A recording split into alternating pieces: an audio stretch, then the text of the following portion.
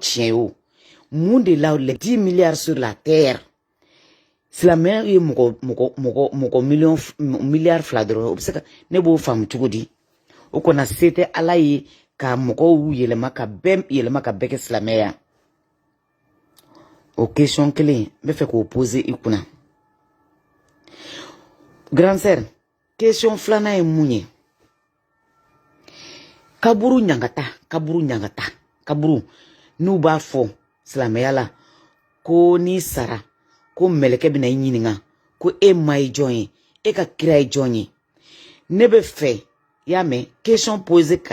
karamɔgɔ Ayidara kunna a bɛ surati jumɛn de kɔnɔ ko kaburu ɲangata ye nin ye ko n'i sara ko mɛlɛkɛw bɛ n'i ɲininka ka question poser i kunna k'a fɔ ke e ma ye ko k'i lakunu ko k'i sigi ko e ma ye jɔn ye e ka kira ye jɔn ye k'a bɛ surati min na u ka bɔ k'a fɔ ne ɲɛna kuranɛ kɔnɔ o ye question filanan ye grande sœur ne bɛ fɛ k'i ɲininka i ko k'i tɛ kuranɛ dɔn dɛ mais ne yɛrɛ tɛ fɛn dɔn mais ne bɛ k'a ɲini k'a kalan de ne bɛ k'a kalan tubabukan na don o don est ce que kuranɛ sɛbɛnna kira ɲɛna wa est ce que grande sœur Salimata kɛlɛko tɛ dɛ daluya de don daluko de don i y'a mɛn ne bɛ fɛ k'a dɔn parce que munna adamaden n'i bɛ don ko la i b'a ɲɛɲini de fɛnɛ mais ɲɛɲini tɛ ko min na ko fo karisa nana kuma dɔ fɔ e ɲɛna e k'i poro kan k'i sigi san joli ne fɛnɛ tɛ sɔn o ma ayi ne tɛ se ka sɔn o ma fo karamɔgɔ bɛ min bɔ ka na o fɔ ne ye ne yɛrɛ man ka recherche kɛ foyi ko ne ka tugu o kɔ ten non question damadɔ de bɛ ne bolo mun y'a to ne kunkolo ma sɔn kuranɛ Ayidara ɲininka dɔrɔn est ce que kuranɛ sɛbɛnna alakira ɲɛna wa Mahamadu ɲɛna o question posé Ayidara kunna est ce que kuranɛ sɛbɛnna alakira ɲɛna k'an jaabi o la parce que moi je pense que alakira tile la livre kun tɛ yen papier kun tɛ yen foyi tɛ yen depuis 7e siècle donc o question dɔrɔn kama donc mun de b'a yira ne na k'a fɔ kuranɛ kun bɛ jigin kira kan témoin kun t'a la a ma kɛ mɔgɔ ɲɛna dɛ ne ma fɔ tiɲɛ tɛ dɛ ne ma fɔ n dalen t'a la témoin kun tɛ yen o ka bɛn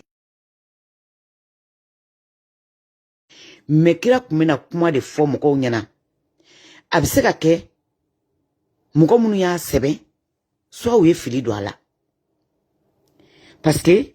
ne tɛ se k'a faamu kuranɛ ma sɛbɛn kira ɲɛna fiyewu a kun bɛ fɔ de kira kun bɛ kuma de mɔgɔw kun bɛ kuma komi an ka jeliw bɛ ka kuma cogo min na manden yɔrɔ a tɛ sɛbɛn an ka jeliw bɛ kuma minnu fɔ ko Sunjata y'a kɛ tan a ma sɛbɛn dɛ a fɔra de mais kuranɛ kolo ye joli ye ba joli donc mɔgɔw de y'a sɛbɛn a kɔfɛ mɔgɔw y'a sɛbɛn a kɔfɛ a bɛ se ka kɛ fili bɛ don a la donc o ye question sabanan ye parce que kira ka tile la média kun tɛ yen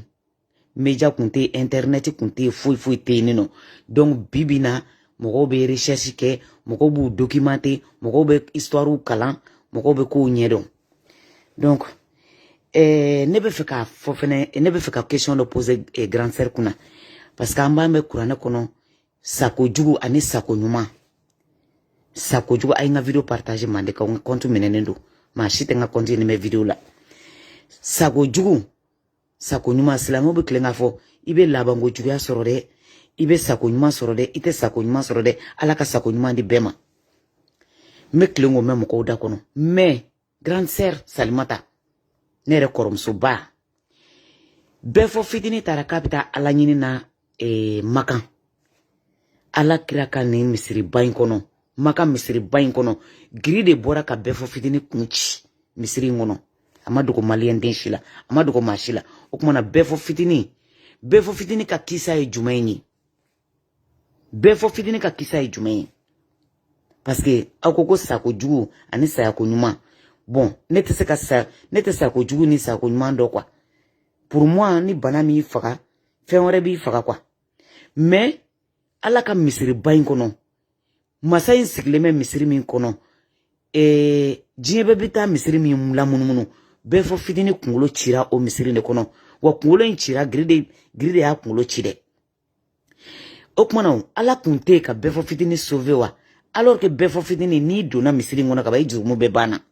i jurumu banna ala bi yafa i ma jurumu foyi t'i la tuguni o kuma na giri min ye bɛɛ fɔ fitini kun ci o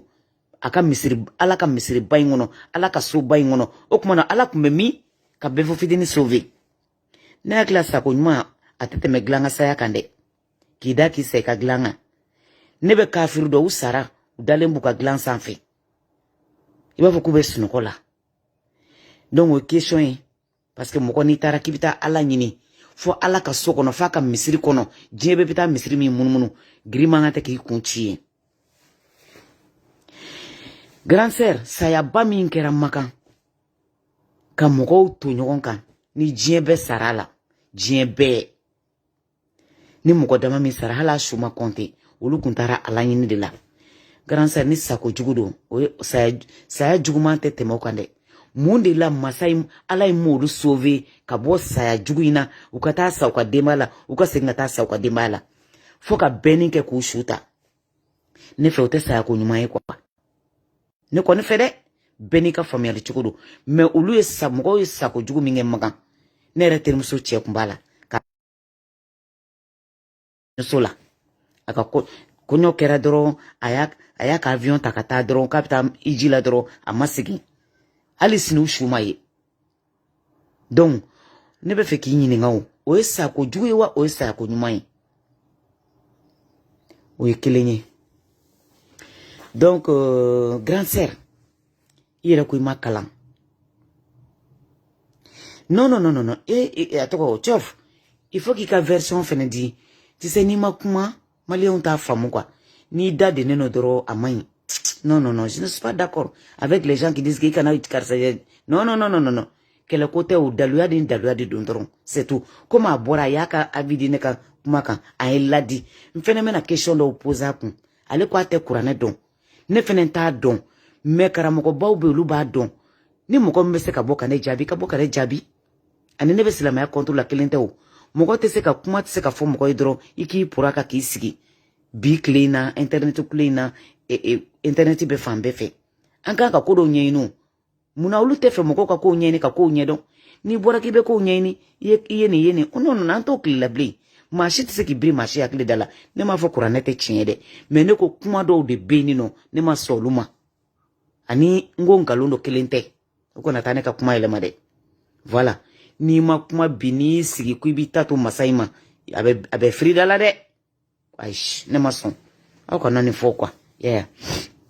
Donc ne ma min faamuya question kelen tabatiya da par exemple ne tabatiya da kala ala min surati don dɛ a bɛ kuranɛ kɔnɔ tabatiya da a bɛɛ nenni ye tabatiya da a bɛɛ nenni ye donc o kumana ala fɛnɛ bɛ nenni kɛ an dun ko nenni man ɲi bɛɛ ko nenni man ɲi bɛɛ b'a dɔn n'i hali den ladamu ka bila a kana nenni kɛ o ala kelen min y'anw bila ka na diɲɛ kɔnɔ o tabatiya da surati a bɛɛ ye nenni ye grand sœur tabatiya da ta i ka taa di Aidara ma k'a k'a kɔrɔ f'i ɲɛna a bɛ kuranɛ de kɔnɔ dɛ donc ne ma sɔn k'o ye ala kumakan ye parce que ne bɛ ala min dɔn Dieu qui est amour Dieu qui aime ses enfants ala min ye nɛɛma tigi ye ala min ye tile tigi ye ala min ye fɛn bɛɛ lajɛlen tigi ye k'o bɛ se k'a sɛbɛn kuranɛ kɔnɔ ko ka mɔgɔw neni hali neni n tɛ fɛ k'a fɔ n da la tabatiya da surati ni mɔgɔw bɛ danga kɔnɔ n'u b'a fɔ ni moriw yɛrɛ b'a fɔ ko a ye tabatiya da ta karisa kama ka mɔgɔ neni n'a ye o bɛ kuranɛ kɔnɔ ne ma se k'a dɔn ko masa in bɛ se ka o accepter ka bɔ ka a ye den minnu bila ka na diɲɛ kɔnɔ k'o ka surati bila ka na k'olu danga k'olu neni quoi o ye kelen o ye question wɛrɛ ye donc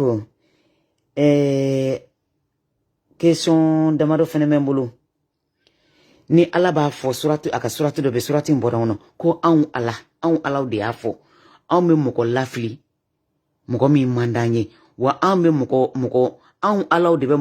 mɔgɔ accepter mɔgɔ min ka d'an ye o kuma na o kɔnɔ ala bɛ différence k'a ka danfɛnw ni ɲɔgɔn cɛ ya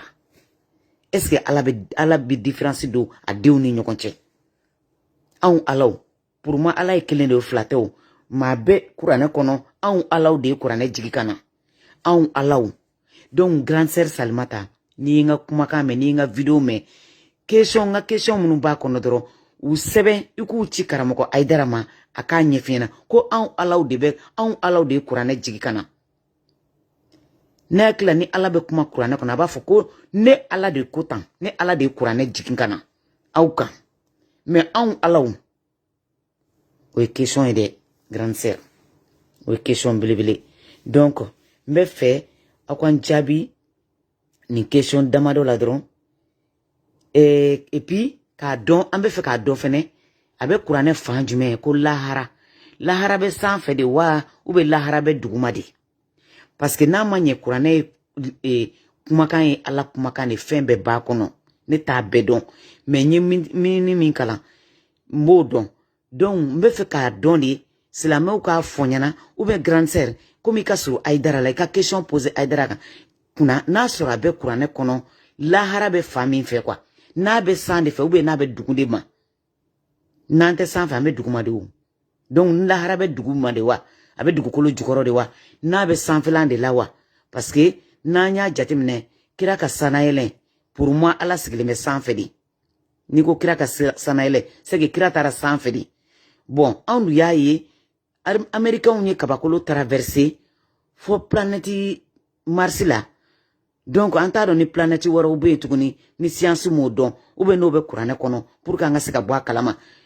Ala sigilen bɛ planète hakɛla min kan parce que a fɔra ko kira ye sanayɛlɛn de kɛ ni kira taara sanfɛ c'est que Ala sigilen bɛ sanfɛ de mais donc lahara bɛ sanfɛ de wa ou bien lahara bɛ duguma de ni kuranɛ bɛ se k'o fɔ an ɲɛna bon kuranɛ ko tile bɛ bin mais scientifique y'a yira na ko la terre tourne